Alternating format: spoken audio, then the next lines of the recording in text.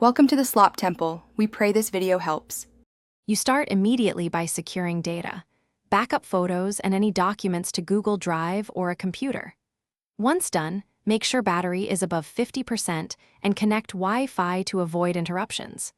Now open Settings, tap Apps, and enable Show System Apps.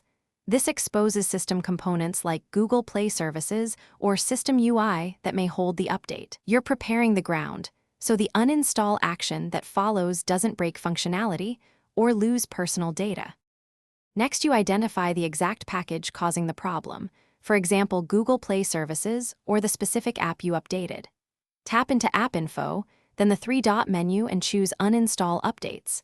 Confirm when prompted to revert to the factory version. This removes the recent update while keeping the core app. After that, clear cache and storage to remove residual files, then reboot the device so system components reinitialize cleanly, which prevents crashes or boot loops. Finally, stop the update from returning. Open Play Store right arrow settings and disable auto update apps or set to Wi-Fi only. If issues continue, boot into safe mode to check whether a third-party app conflicts with the reverted system app.